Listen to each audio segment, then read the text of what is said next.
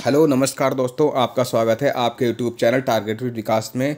दोस्तों आज हम आपके लिए Allahabad high court group D यानी ग्रुप सी का जो एग्ज़ाम होने वाला है, आपका जो आपकी नई वैकेंसी आई हुई है इलाहाबाद हाई कोर्ट की तरफ से ग्रुप डी की और ग्रुप सी की, उसके लिए सामान्य अध्ययन की क्लास 1 स्टार्ट करने जा रहा हूं। जिस प्रकार से मैंने आप लोगों से वादा किया था कि आप लोगों की क्लास जल्द ही प्रारंभ की जाएगी, तो आपके पता है आप लोगों को कि 25 क्वेश्चन आपके जीके जीएस के पूछे जाते हैं।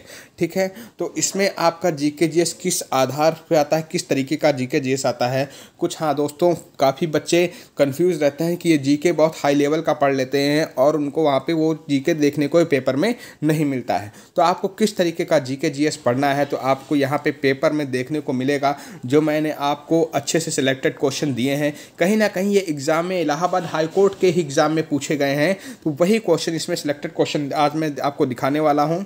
आपको उसी को आधार मानते हुए अपनी तैयारी को करना है। तो यहाँ पे टॉप 25 क्वेश्चन यानी कि 25 नंबर का पूछे तो हम 25 क्वेश्चन आपकी तैयारी कराऊंगा। ठीक, टॉप 25 एमसीक्यू है। और इसमें बेस्ट अच्छी बात तो ये है, आपको यहाँ पे जो है सबसे अच्छी बात यह है कि यहाँ पे आप लोगों के लिए निगेटिव मार्किंग नहीं है। क्या है? निगेटिव मार्किंग नहीं है। तो आपको यानी कि 25 में आप आउट ऑफ 25 अटेम्प्ट कर सकते हैं। ये इतना अच्छा और क्वेश्चन होते हैं इसमें कि आप 25 अगर आप अच्छे से मेहनत कर लेते हैं तो आप 25 आउट ऑफ 25 में अटेम्प्ट कर सकते हैं। ठीक है दोस्तों, तो आप लोग बिल्कुल बिना लापरवाही किए हुए आप लोग अपनी तैयारी में जुट जाइए। मैं आज से आप लोगों के लिए टाइमली क्लास स्टार्ट करने जा रहा हूँ। ठीक है, तो आप लोग बिल्कुल अगर आप लोगों को सेशन पसंद आए तो आप लोग ज़रूर अवश्य यानी कि आप इस वीडियो को लाइक अवश्य कर दें। ठीक है, अधिक से अधिक शेयर कर दें जिससे कि अन्य बच्चे भी देख सकें। ठीक है, चलिए दोस्तों, हाँ फर्स्ट नंबर क्वेश्चन की बात करेंगे। ये आपका पूछा गया था एग्जाम में कि भारत का सर्वोच्च नागरिक सम्मान कौन सा होता है। ठीक है, भारत का सर्वोच्च नागरिक सम्मान कौन सा होता है, ये Allahabad high court group D में पूछा गया था सन 2015 में। कब? 2015 में पूछा गया था। तो ये आपका भारत रत्न होता है। कौन सा होता है? भारत रत्न होता है।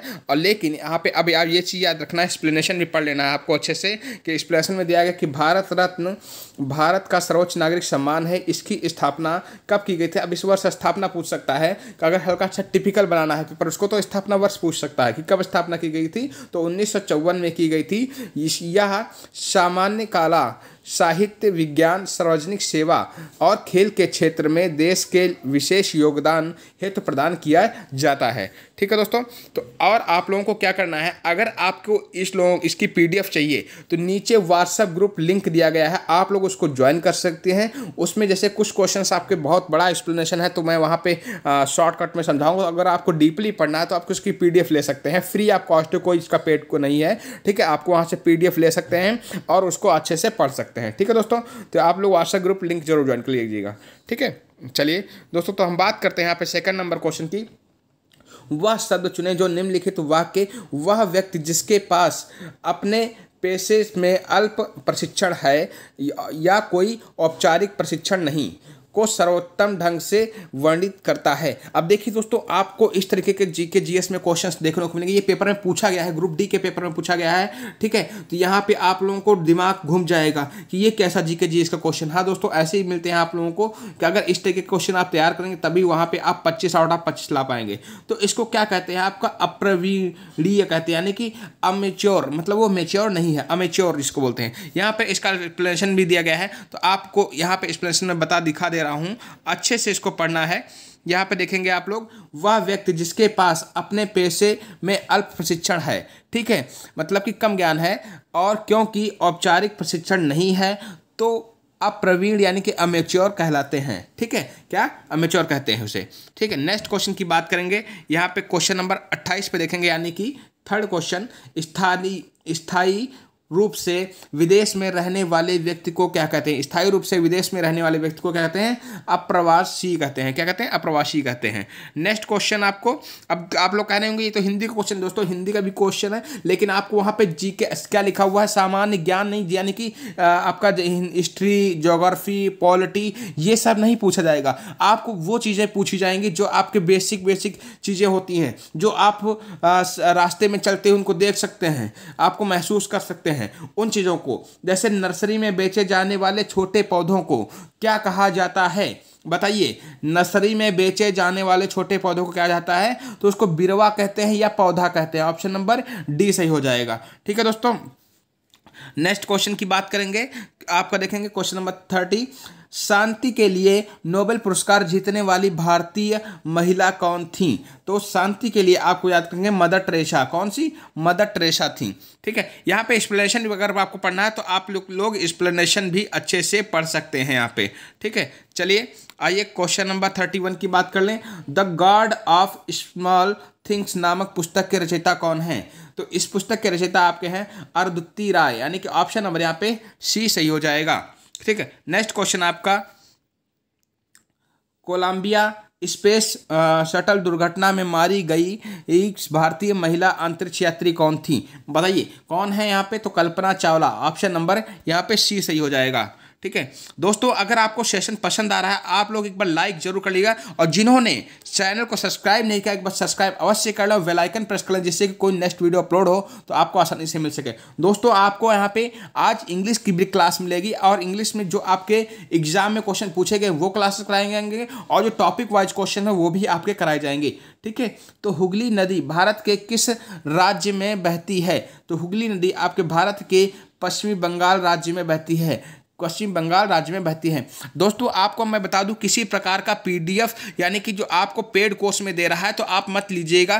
पेड कोर्स लेने की ज़रूरत नहीं है, क्योंकि अगर आप पेड कोर्स लेंगे तो आपको ये सिलेक्टेड क्वेश्चन नहीं देंगे, वो आपका टाइम पहले से पीडीएफ बना के रखा हुआ है किसी और एग्जाम का, आपको दे देंगे। हिस्ट्री का भर देंगे, पूरा ज्योग्राफी भर देंगे, पॉलिटी भर देंगे, ये सब नहीं पूछा जाएगा। दोस्तों आप लोग देख रहे ना, बेसिक स्टैटिक जीके पूछा जाएगा, स्टैटिक जीके पे मेन फोकस करना है आपको। ठीक है, तो आपको मैं वही कोशिश कराऊंगा जो आपके एग्जाम में पूछेंगे। आप लोग जो पेपर देके आएंगे, मेरे यहाँ पे वीडियो जो मैं क्वेश्चन आपको कराऊंगा मैच करेंगे, तो पूरा डेट टू आपको क्वेश्चन देखने को एग्जाम में मिलेंगे, तो आपको कहीं भटकने की जरूरत नहीं है। आप भरोसा रखिएगा, मैं आपको वही क्वेश्चन कराऊंगा जो आपके एग्जाम के लिए वेरी इंपॉर्टेंट क्वेश्चन रहेंगे। ठीक है, चलिए दोस्तों, भारत का सबसे बड़ा चाय उत्पादक राज्य कौन सा है। भारत का सबसे बड़ा चाय उत्पादक राज्य की बात करें तो असम है। कौन सा?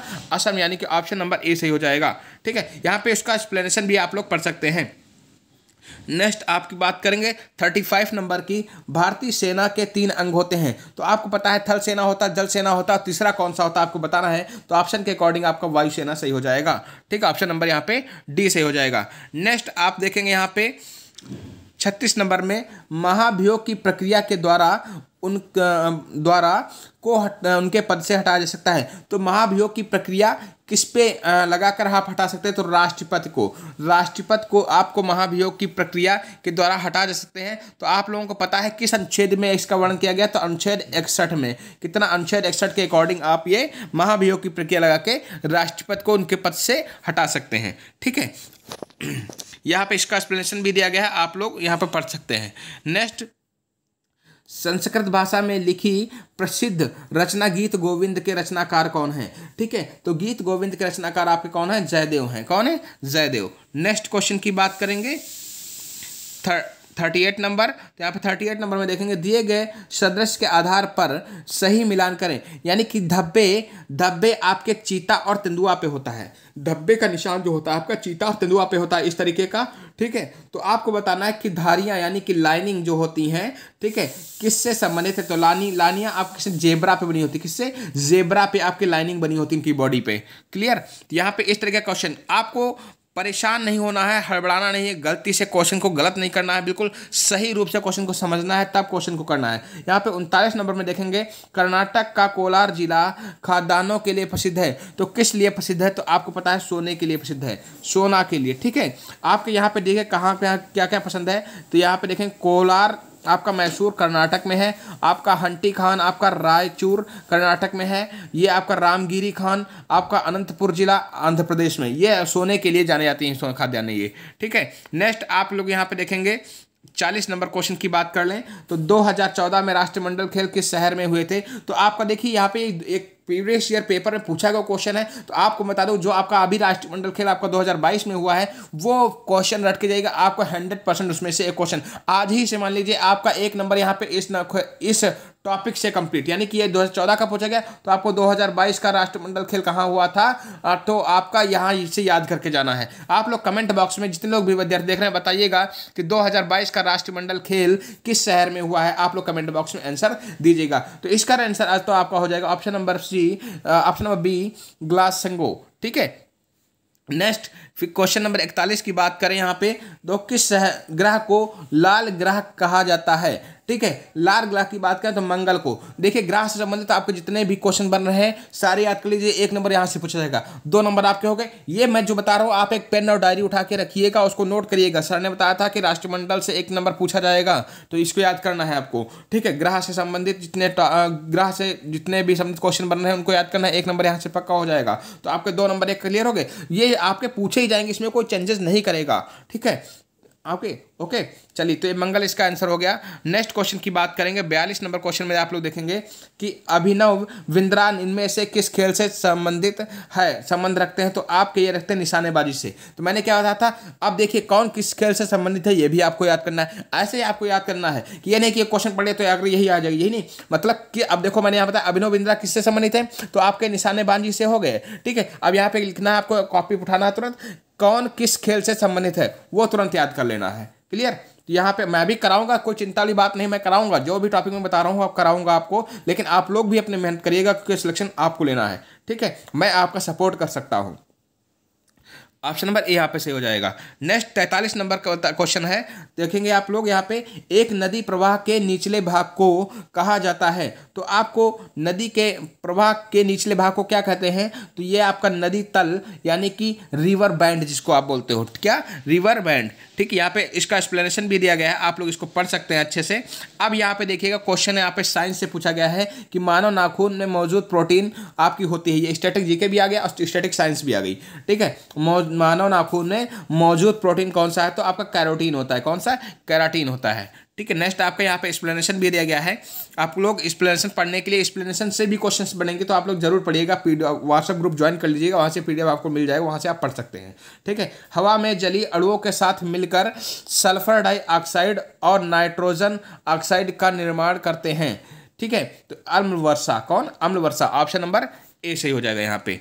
ठीक है, अब यहाँ पे देखिएगा नेक्स्ट यहाँ पे 46 नंबर क्वेश्चन है आपका कि महासागरों में टैंकर नौकाओं यानी कि बजरा जिसको बोलते हो आप लोग, पाइपलाइनों या रिफाइनरी ड्रिगल रिम्स और भंडारण सुविधा से तेल की आकस्मिक रिसाव को कहा जाता है। तो उसको क्या कहा जाता है, आपका तेल अधि प्लान यानी कि ऑयल स्पिल कहा जाता है क्या। ठीक है, ऑप्शन नंबर यहाँ पे बी सही हो जाएगा।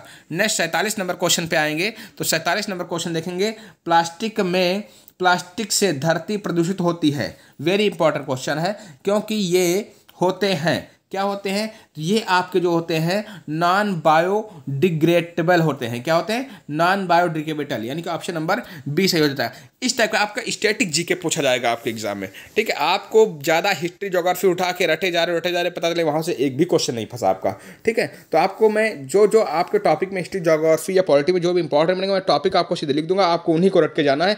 पूरा डेट टू पेपर आपको एग्जाम में देखने को मिलेगा। ग्रुप डी वाले बच्चों को भटकने की जरूरत बिल्कुल नहीं है। ठीक है, दिए गए विकल्पों में से ऑस्ट्रेलिया की राजधानी, अब देखिए 3 टॉपिक मैंने बता दिया आपको। ठीक है, राजधानी आप लोग रट लीजिए, राजधानी ऐसे पूछा जाएगा क्वेश्चन। तो ऑस्ट्रेलिया की राजधानी क्या है, कैनबरा है। क्या है, कैनबरा है। नेक्स्ट क्वेश्चन, अब तेलंगाना राज्य में स्थित नागा अर्जुन सागर बांध किस नदी पर बनाया गया है। तो ये आपका कृष्णा नदी पर बनाया है। किस नदी पर, कृष्णा नदी पर बनाया गया है। नेक्स्ट क्वेश्चन की बात करेंगे, यहाँ पे 50 नंबर क्वेश्चन, यहाँ पे लोगों का मानना है कि रात के समय पेड़ों के नीचे सोना सुरक्षित नहीं होता है। इस कथन के पीछे का वैज्ञानिक कारण यह है कि पेड़ रात में क्या करते हैं, कार्बन डाइऑक्साइड छोड़ते हैं, यानी कि ऑप्शन नंबर यहाँ पे बी सही हो जाएगा। तो दोस्तों ये आपका रहा आज का ये 25 क्वेश्चन आपके सिलेक्टेड क्वेश्चन थे, और आपको मैंने बता दिया है कि आपको किस आधार से तैयारी करनी है। अब मैंने आज आपको 3 टॉपिक बताए हैं, 3 टॉपिक अच्छे से कंप्लीट करना। क्या, राजधानी आपको अच्छे से पढ़ लेनी है। ठीक है, फिर उसके बाद में आपका कौन व्यक्ति किस खेल से संबंधित है। ठीक है, खेल से संबंधित है। फिर उसके बाद में तीसरा टॉपिक मैंने आपका कौन सा बताया था, एक राजधानी हो गई, एक खेल हो गया, और एक आपका हो गया एक आपका राजधानी, खेल, और मैंने किसको बताया था, रट लीजिएगा। राष्ट्रपति से संबंधित, राष्ट्रपति वाला टॉपिक तो पढ़ना है, लेकिन मैं उसको बताऊंगा तभी पढ़ना है। उसमें जो सारे क्वेश्चंस पे फोकस नहीं करना है, मैं जो जो क्वेश्चन बता रहा हूँ उन्हीं क्वेश्चन को आपको अच्छे से पढ़ना है, ठीक है। हाँ, उन्हीं क्वेश्चनों को पढ़ना है, सभी क्वेश्चन को नहीं। तो आपको इन 2 टॉपिकों को अच्छे से कंप्लीट करना है।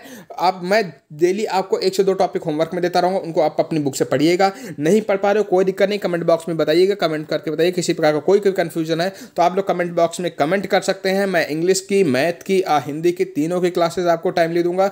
आपको बिल्कुल ग्रुप डी के एग्जाम के लिए किसी की तरफ भटकने की जरूरत नहीं है। मैं आपको से वादा करता हूँ कि आप लोगों को 100% आपकी तैयारी कराऊंगा, और आप लोगों को इसी चैनल से आपको एग्जाम में क्वेश्चन देखने को अवश्य मिलेंगे, ठीक है दोस्तों। अगर आपको ये वीडियो पसंद आया है तो एक बार आप लोग इस चैनल को, वीडियो को शेयर जरूर कर दें, और इस चैनल को सब्सक्राइब कर लें। अगर आपको पसंद आया तो लाइक करना और कमेंट करना बिल्कुल ना भूलें। धन्यवाद दोस्तों, नमस्कार।